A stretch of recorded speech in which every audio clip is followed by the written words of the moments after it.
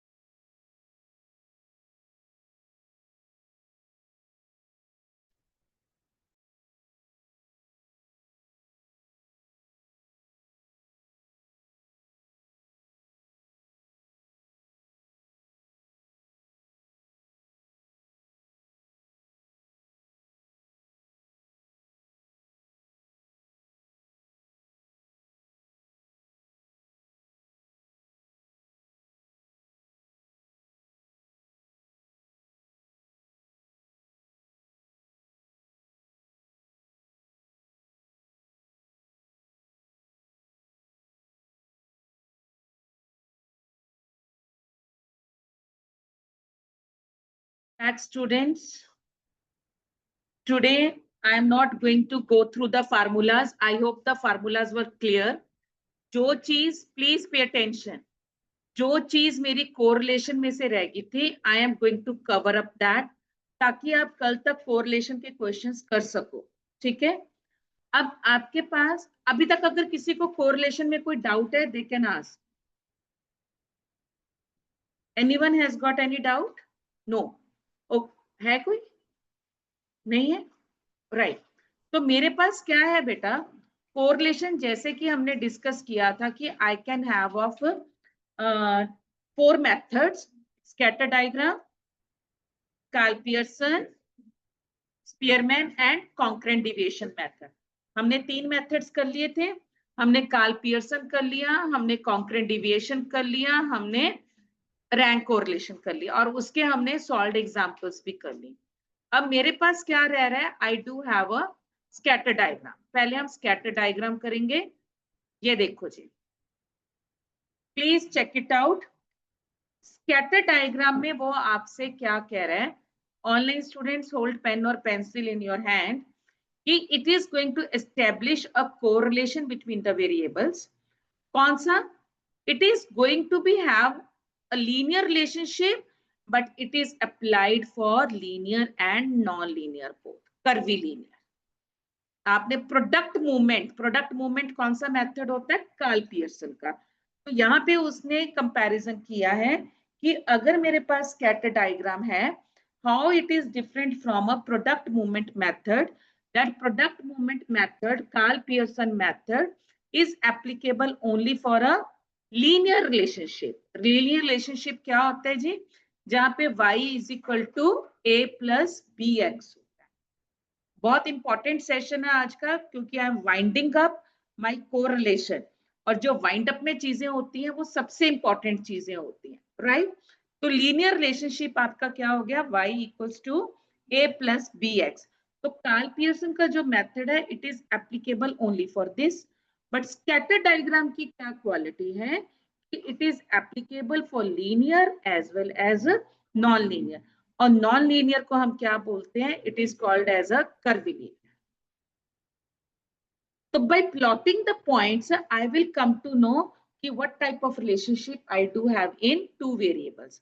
सबसे पहले कि मेरे पास 2 वेरिएबल्स हैं, एक point of rectangular axis on the coordinates, ये आपके पास है, यहाँ पे y आ जाएगा, यहाँ पे x आ जाएगा।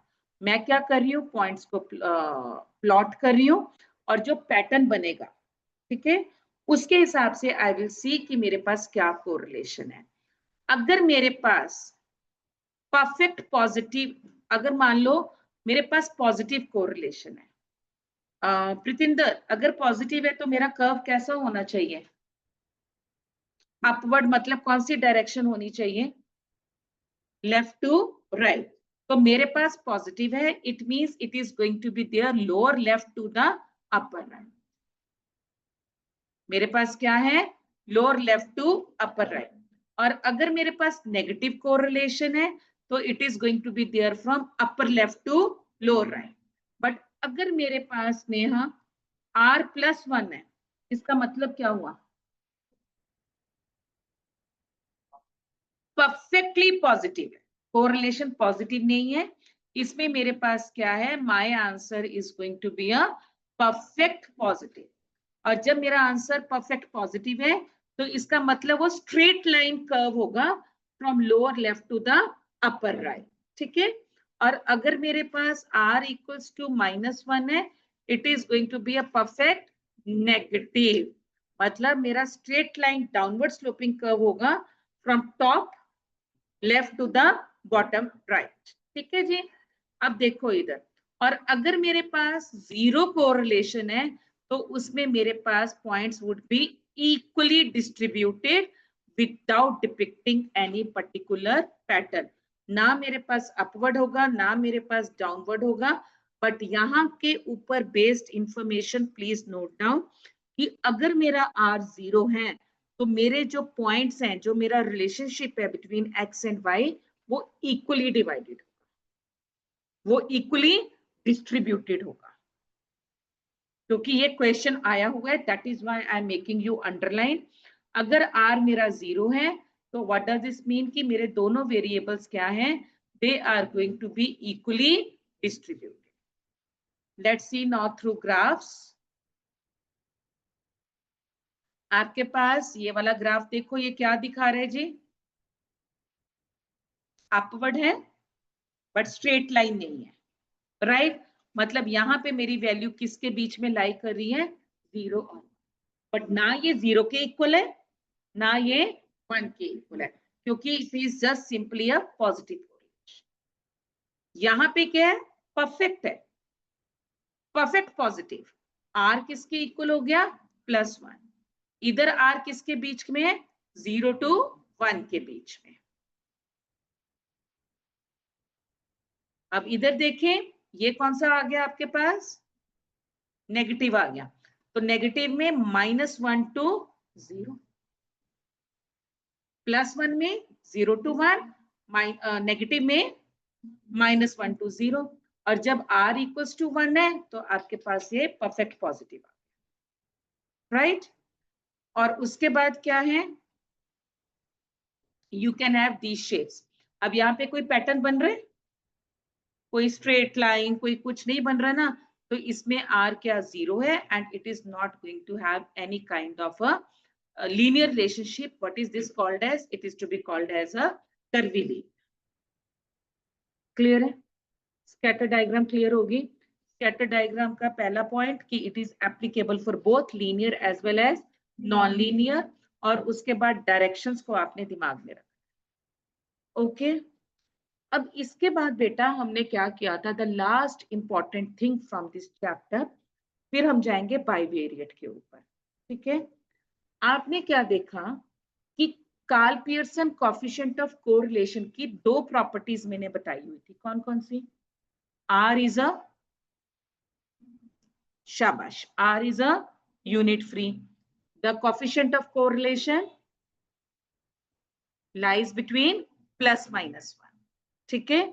मेरे पास क्या है? टू प्रॉपर्टीज की value of coefficient of correlation क्या है? यूनिट फ्री है। यूनिट फ्री मतलब ना मैं उसके आगे रुपये लगा रही हूँ, ना मैं परसेंटेज लगा रही हूँ, ना केजी, ना लीटर, ना मिलीलीटर, ना सेंटीमीटर। और r की वैल्यू किसके बीच में लाई करती है? It lies between +-।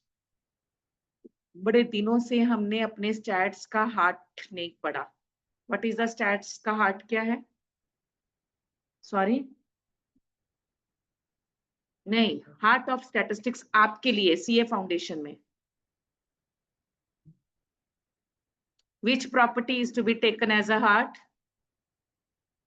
Yes, origin and scale।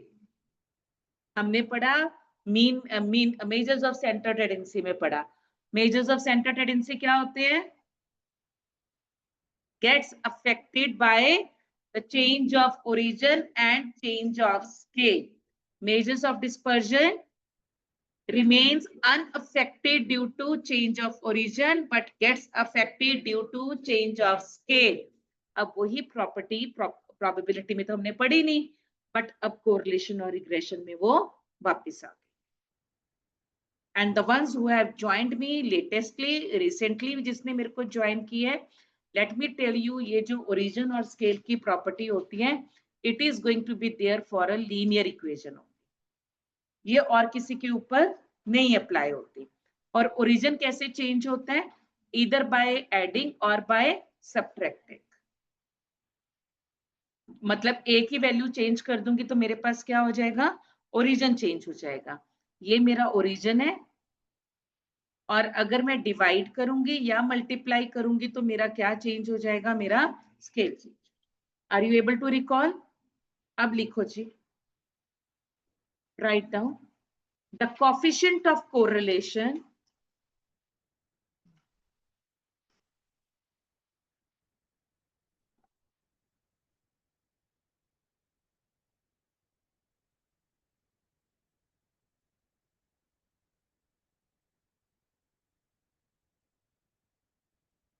remains unaffected due to the coefficient of correlation, that is R, remains unaffected due to change of origin and change of scale.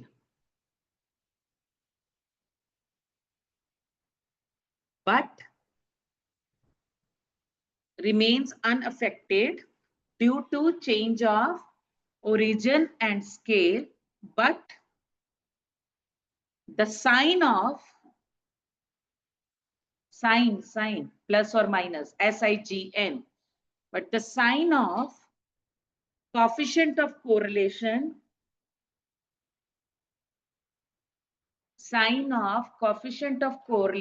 depends upon the signs of scale.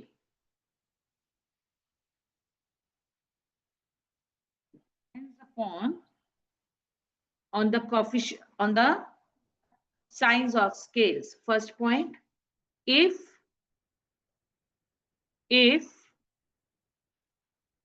the sign of scales, if the sign of scales are same, if the sign of scales are same, that is either both are positive or negative, there will be no change, there will be no change in the sign of coefficient of correlation. There will be no change in the sign of coefficient of correlation. Write down the second point.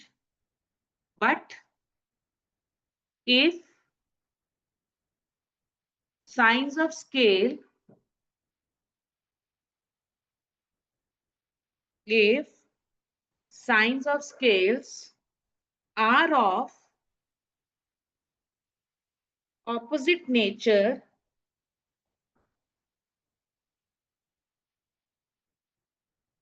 that is, one is positive and the other is negative,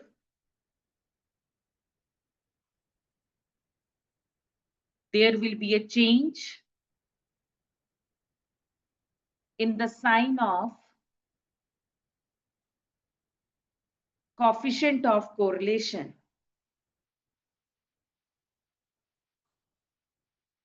For example, earlier, if Rxy, that is the coefficient of correlation between two variables x and y, was equal to 0.75 plus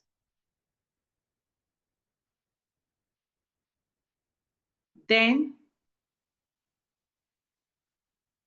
due to opposite sign of scales due to opposite signs of scales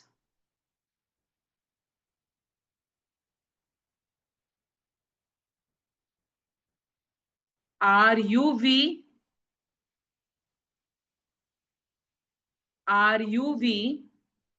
will become minus 0.75. RUV will become minus 0.75. मतलब क्या हुआ कि आपके coefficient of correlation में आपका answer कभी नहीं change हो सकता। आपका आंसर जो भी आ रहा है 0.96 आ रहा है, 0.93 आ रहा है, 0.62 आ रहा है, कोई भी आ रहा है, your answer is going to remain the same, it will not get change. अगर कुछ चेंज होगा दैट डिपेंड्स, वो क्या चेंज होगा, सबसे पहले सिर्फ साइन चेंज होगा। My answer is not going to be changed, but if the change is going to be there, that change is going to be there only with reference to sign. अब sign भी कैसे change होगा कि मैंने अपना scale मतलब कि जहां पे या तो मैं मल्टीप्लाई कर रही हूँ या मैं डिवाइड कर रही हूँ। अभी क्वेश्चन करके दिखाऊंगी। अगर एक स्केल मेरा प्लस आया और दूसरा स्केल मेरा नेगेटिव आया तो दोनों क्या हो गए, ऑपोजिट हो गए। तो मेरा RXY अगर पहले प्लस 0.75 था तो मेरा सिर्फ साइन चेंज होगा, my new answer will be minus 0.75। अगर दोनों साइन नेगेटिव है या दोनों साइन प्लस है तो मेरा न्यू आंसर फिर क्या रहेगा, plus 0.75। Am I clear for this? Online students, property समझ में आई है आपको ये?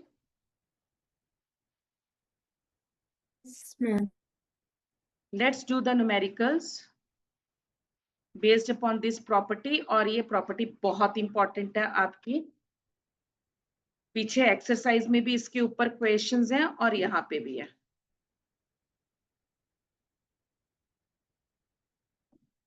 ये देखो जी, आपके पास यहाँ पे क्या है, read out this question. Given that correlation coefficient between x and y, मतलब आपके पास RXY क्या गिवन है, it is given out to be 0.8। RXY is given out to be plus 0.8। अब वो क्या कह रहे हैं कि आपके पास जो RXY है वो चेंज होके क्या बन गया है, U and V बन गया। आपके पास इसका क्या असर पड़ेगा अगर मैंने स्केल को चेंज कर दिया। अगर मैं आपके पास यहाँ पे इक्वेशन दिखाऊं तो you won't be able to understand कि यहाँ पे क्या किया हुआ है। सिंपल वे क्या है जी, देखो आपके पास 2U plus 3x plus 4 equals to 0 है। लीनियर इक्वेशन किसकी बनेगी, u और x की बनेगी, ठीक है। तो आपके पास 2u is equal to minus 3x minus 4 हो गया। Arsh, what is going to be my scale over here? मैं कुछ नहीं सॉल्व कर रही इसको आगे, मेरे को सिंपल ये बताओ कि यहाँ पे मेरा स्केल क्या है। एनीबडी? मेरे को कुछ देखना ही नहीं कि वो 3 है 4 है क्या है, मेरे को क्या पता चल रहा है कि x के साथ ये मेरा मल्टीप्लाई हो रहा है और स्केल क्या होते हैं, मल्टीप्लाई या डिवाइड। तो मेरा स्केल यहाँ पे क्या आ रहा है, नेगेटिव आ रहा है। That is a thing which you have to notice. अब सेकंड में क्या है, आपके पास 4v plus 16y plus 11 equals to 0 है। अब v और y का रिलेशनशिप यहाँ पे बनना है, तो मैंने क्या किया, 4v equals to minus 16y minus 11। मेरे को आगे कुछ कैलकुलेट ही नहीं करना, मेरे पास यहाँ पे भी मेरा स्केल क्या आ रहा है, नेगेटिव आ रहा है। So both the scales are same. तो अगर मेरा RXY फर्स्ट केस में 0.8 था तो इस केस में मेरा RUV क्या रहेगा, plus 0.8। Don't ignore the sign, it is going to remain what, it will remain plus 0.8। do the second one now। Right. अब इसमें देखो क्या होगा, 2u minus 3x plus 4 equals to 0। अब 2u किसके इक्वल हो गया, 3x माइनस 4। मेरे को ये साइन देखना है, ये मेरा क्या आ गया, पॉजिटिव आ गया। उसके बाद 4v plus 16y plus 11 equals to 0। अब 4v क्या हो गया, माइनस 16y, ये साइन क्या आ गया, माइनस आ गया। मतलब एक प्लस आ रहा है और दूसरा माइनस आ रहा है। तो आपके पास अगर आर एक्स वाई प्लस 0.8 था, आर यू वी क्या हो जाएगा, माइनस 0.8। ऐसे मान लो अगर मैंने आपको ये दिया हुआ है कि x क्या है, वो 10 है, 20 है, 30 है, और y क्या चीज है, it is going to be 20, 30 and 40। अगर आपके पास r 0.62 था plus, what is going to be r u y u v। अब यहाँ पे देखो क्या कर रही हूं मैं, पहले चेक करो क्या मैं स्केल चेंज कर रही हूँ, क्या मैं ओरिजिन चेंज कर रही हूँ।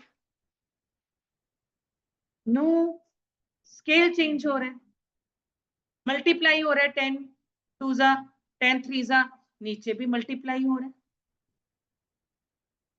दोनों जगह के ऊपर क्या हो रहा है, मल्टीप्लाई हो रहा है ना मेरा। आइए बात समझ में, कहाँ प्लस हो रहा है, मल्टीप्लाई हो रहा है ना, 10 के साथ 2 के साथ मल्टीप्लाई हो रहा है 10। आपके जब इक्वेशन बनती है,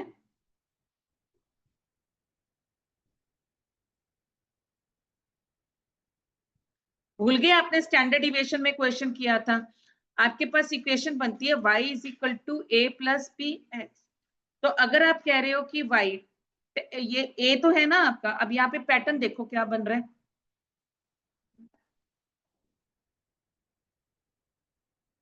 नहीं पहले मैं सिर्फ x का देख रही हूँ, x में 10 कब आएगा,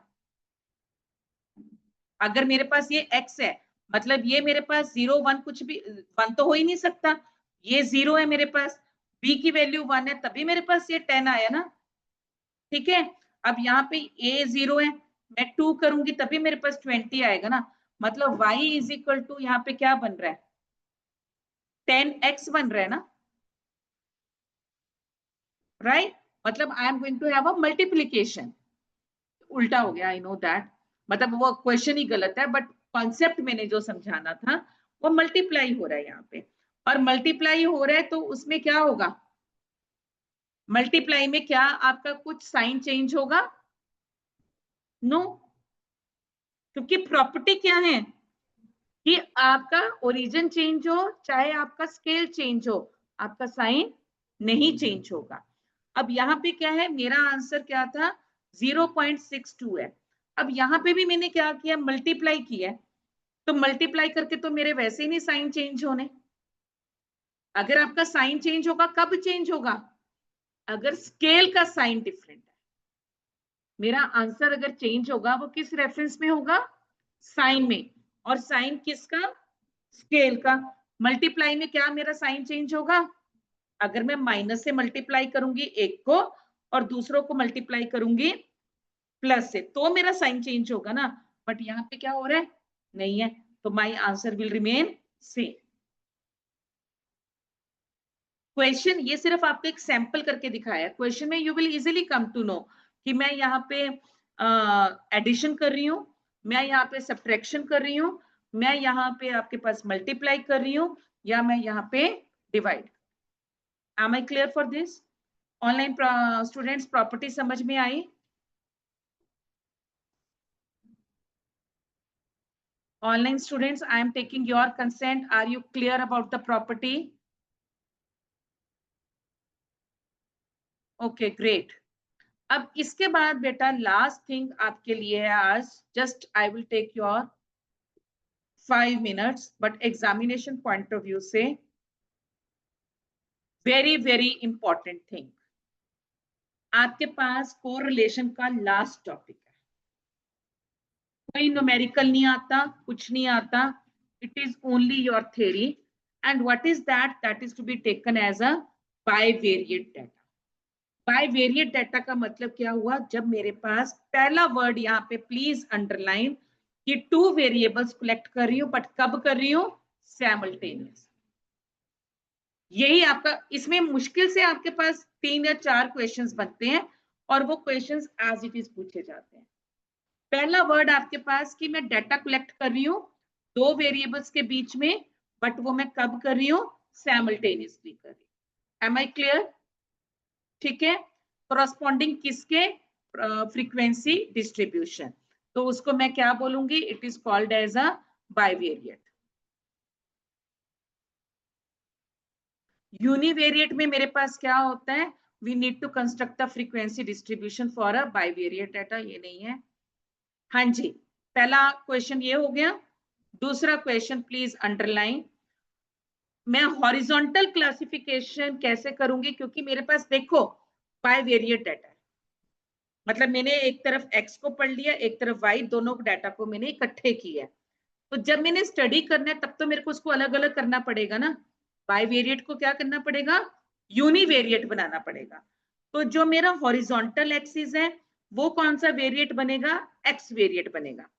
जो मेरा वर्टिकल एक्सिस है वो कौन सा वेरिएट बनेगा, वो आपका कौन सा बनेगा, bivariate. Am I clear for this? Okay, इसको हम क्या बोलते हैं, टू वे क्लासिफिकेशन, और we are going to call it as a bivariate frequency distribution. अब ये टेबल देखो, आपने कुछ नहीं करना ना, आपके पास इसमें पेपर में क्वेश्चन आना है ऐसा, ठीक है। जो क्वेश्चन आएगा मैं वो बताऊंगी।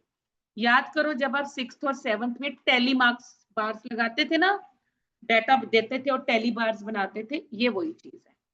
जो लेफ्ट हैंड साइड है वो x है, जो राइट हैंड साइड है वो y है आपका।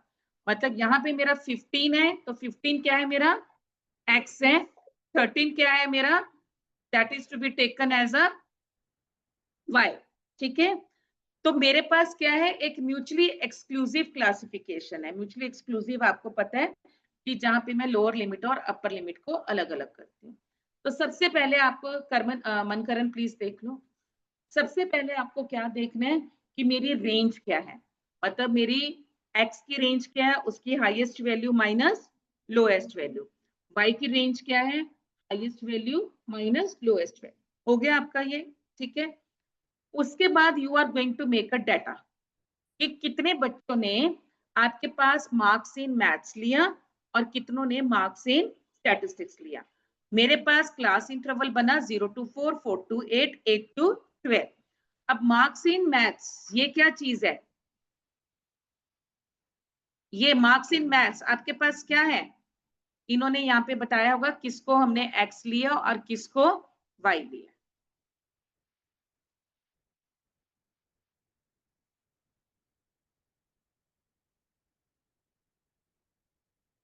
वाई क्या है, मैथ्स है, और स्टैट्स क्या है, एक्स है, ठीक है। तो जो एक्स है आई विल काउंट डाउन कि कितने, ये बन गया आपका। कोई मुश्किल है इसमें, कुछ समझना नहीं ना, ये बनाना है ना, पेपर में ये बनाना आना है। बट यहाँ पे आपको ध्यान में क्या रखना है कि ये वर्टिकल एडिशन है और ये हॉरिजॉन्टल एडिशन है, this is going to be the same. Clear है ये? स्टैटिस्टिक्स में क्लास 6 से हम करते आ रहे हैं, नथिंग प्रॉब्लम।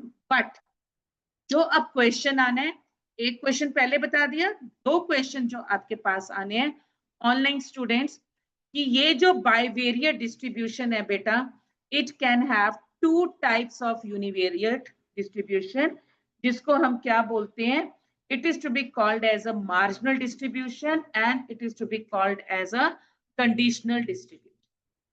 पहला क्वेश्चन आपका ये। फिर दूसरा क्वेश्चन आपके पास यहाँ पे क्या बना कि आपके पास बाइवेरिएट डाटा की कितनी मार्जिनल डिस्ट्रीब्यूशंस हो सकती हैं। आप कितने में डिवाइड कर सकते हो एक बाइवेरिएट को, 2 में, या तो x हो गया या y हो गया। तो इसका आंसर तो यहीं पे याद कर लो कि मेरे पास मार्जिनल डिस्ट्रीब्यूशंस कितनी होंगी, 2, जो कि आपसे पूछा जाता है। How many marginal distributions I can have? I can have 2 marginal distribution. One is going to be for mathematics and the other one is going to be for statistics. ये देखो, ये एक होगी आपकी मार्जिनल डिस्ट्रीब्यूशन फॉर स्टैटिस्टिक्स और दूसरी आपके पास होगी नहीं, और ऐसी दूसरी आप बना सकते हो किसके लिए, मैथ्स के लिए, ठीक है। अब उसके बाद क्या है, conditional distribution. I am giving you a condition, मैं आपको एक कंडीशन दे रही हूं। Tell me the marks of a student those who have scored 10 to 15, या मेरी जो रेंज थी 12 to 16. Tell me how many marks a student has got in statistics between the range 12 to 16. Given distribution कौन सी है, stats. मतलब वहां पे मैंने क्या लगा दिया, कंडीशन लगा दिया आपके पास। जैसे कंडीशन इन्होंने देखा, the same result holds for marks in statistics, मतलब मार्क्स स्टैटिस्टिक्स में पूछे गए हैं और आपको डाटा कौन सा गिवन है, मैथमेटिक्स का। तो यहाँ पे लास्ट थिंग आपके पास मार्जिनल डिस्ट्रीब्यूशन 2 होंगी और कंडीशनल डिस्ट्रीब्यूशन कितनी होंगी, m इंटू n। मैट्रिसेस करते थे ना, रोज इंटू कॉलम्स, ऑर्डर निकालते थे मैट्रिसेस का, कैसे निकालते थे, रोज इंटू कॉलम्स। तो ऐसे ही कंडीशनल डिस्ट्रीब्यूशन आपके पास कितनी होंगी, m इंटू n। बस इतना याद रखना है आपने। m plus sorry m into n है बॉडी सेल्स, सॉरी वो जो अगला क्वेश्चन बताना था। कंडीशनल डिस्ट्रीब्यूशन क्या है, m प्लस n है, और आपके पास ऑर्डर बताने के लिए कि इसमें कितने टोटल नंबर्स हैं, वो क्या होगा, mn होगा। बॉडी सेल्स नंबर्स, जैसे ये मेरे पास टेबल है ना, तो इसमें कितने आपके पास फिगर्स हैं, ये कितने रोज हैं, कितने कॉलम्स हैं, ठीक है ना, ये हो गया आपका mn। मार्जिनल डिस्ट्रीब्यूशन कितनी है, 2। कंडीशनल डिस्ट्रीब्यूशन कितनी है, m plus n। Body cells कितनी है, mn। आपके पास बाइवेरिएट कब होते हैं, 2 डिस्ट्रीब्यूशंस कलेक्टेड साइमल्टेनियसली, ओके। तो बाइवेरिएट को मेरे को 2 में डिवाइड करना है, तो मेरे पास 2 यूनिवेरिएट डिस्ट्रीब्यूशंस हैं, ओके जी। Get ready, take a good sleep, get ready for your class tomorrow at 9. I will start a very important chapter and we are going to finish up the numericals of correlation from the back exercise. Okay. I will appreciate if you will attend offline class.